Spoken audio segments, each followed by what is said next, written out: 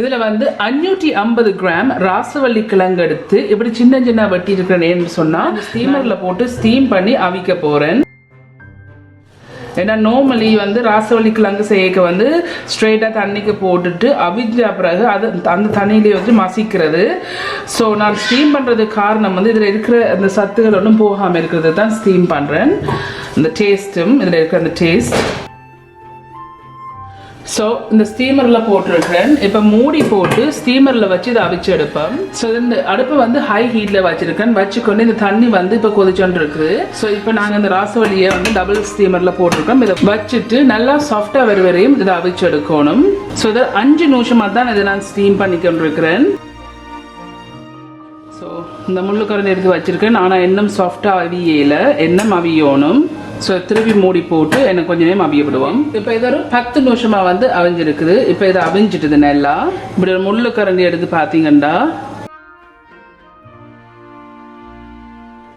அடுப்பை நிப்பாட்டிட்டு இதை வந்து நீங்கள் ஒன்று மசிச்சு எடுக்கலாம். எல்லாட்டிக்கு உங்களோட கிரைண்டரில் இந்த ஃபுட் ப்ராசஸர் அதில் இருந்தேன்னு சொன்னால் இதை போட்டு நல்லா சில்கியாக ஸ்மூத்தாக இதை அரைச்செடுக்கணும். எல்லாத்துக்கு மசிச்சு எடுக்கணும். இப்போ இது அவிஞ்சு முடிஞ்சது. இந்த இருக்கு இதை வந்து நான் ஸ்டீம் பண்ணியிருக்கேன். இந்த செப்பரேட்டான பவுலில் வந்து இதை இறக்கி எடுப்பேன். ஸோ இதை எடுத்துட்டு இதை நல்லா மசிச்சு எடுக்கணும்.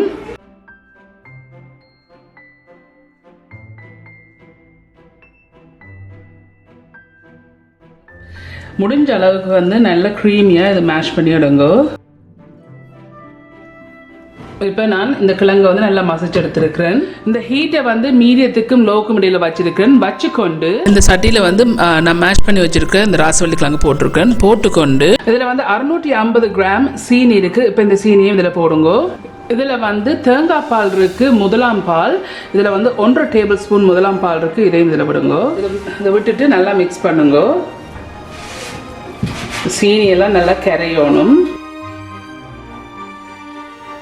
ஹீட்டை வந்து ஹையில் விடாதீங்க.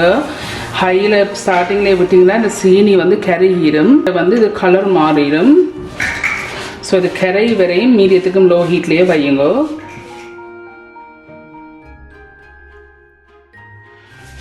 இப்போ சீனியெல்லாம் நல்லா கரைஞ்சிட்டு ஒரு 3.5 நிமிஷம் ஆயிருக்குது. இப்போ வந்து மீடியம் ஹீட்டுக்கு நீங்கள் இதை மாற்றலாம். ஸோ மீடியம் ஹீட்டில் மாற்றிக்கொண்டு இதை நல்லா கிண்டிக்கொண்டே இருங்கோ. ஸோ இப்போ ஒரு 10 நிமிஷமாக வந்து இதை நான் கிண்டி கொண்டிருக்கிறேன். மீடியம் ஹீட்லேயே இன்னும் நல்லா கிண்டி எடுக்கணும். சைடை வலிச்சு இதை கிண்டுங்கோ, கைவிடாமல் கிண்டுங்கோ. இப்போ ஒரு 15 நிமிஷமாக கிண்டி கொண்டிருக்கிறேன். 15 நிமிஷத்துக்கு பிறகு இதில் வந்து 3 டேபிள் ஸ்பூன் பட்டர் இருக்குது. இந்த பட்டரையும் இதில் போடுங்க. டீஸ்பூன் இதில் வந்து 1.5 டீஸ்பூன் வெனிலா இருக்குது. இந்த வெனிலாவும் விடுங்க. விட்டுட்டு இதை நல்லா மிக்ஸ் பண்ணுங்க.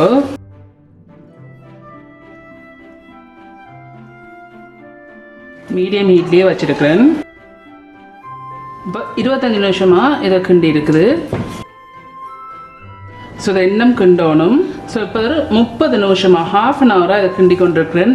ஆல்மோஸ்ட் டன் ஆகுது. ½ அன் ஹவர் கிண்டிட்டு இதில் வந்து 25 கிராம் கஜு வந்து இப்படி சின்ன சின்ன வட்டி இருக்கிறேன். இப்போ இந்த கஜுவை போட்டு மிக்ஸ் பண்ணுங்க.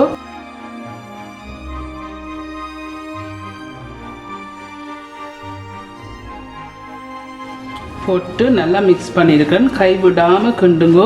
நான் ஹீட்டை வந்து மீடியத்துக்கு கொஞ்சம் குறைச்சிருக்கிறேன். ஆகலம் கூட்டி வச்சிங்கன்னா இந்த கலர் வந்து மாறிடும். ராசவள்ளி கிழங்குற கலர். கைவிடாமல் கிண்டுங்கோ. ஆல்மோஸ்ட் ரெடி ஆகுது. இப்போ 42 நிமிஷமாக இதை கிண்டி கொண்டிருக்கிறேன். இன்னும் கொஞ்சம் நேரம் கிண்டணும்.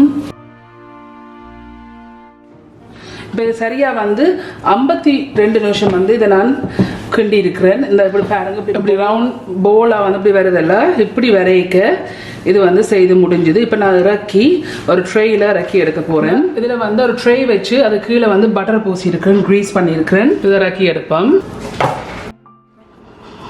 இப்போ இதை லெவல் பண்ணி விடுங்க உங்களோட பேனுக்கு ஏற்ற மாதிரி.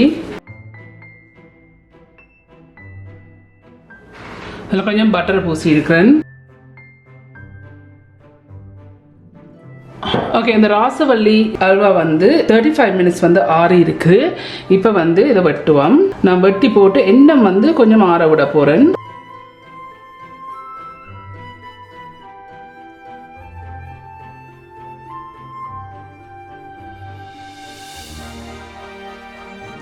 ஸோ இதை நான் வெட்டி இருக்கிறேன். இப்போ இதை வந்து எண்ணெய் வந்து ஒரு மணித்தேலம் அப்படி இதை நல்லா ஆற விட போகிறேன். ஓகே ஃப்ரெண்ட்ஸ், ஸோ இதுதான் இந்த ராசவல்லி கிழங்குல செய்கிற அல்வா இல்லாட்டிக்கு டாஃபி.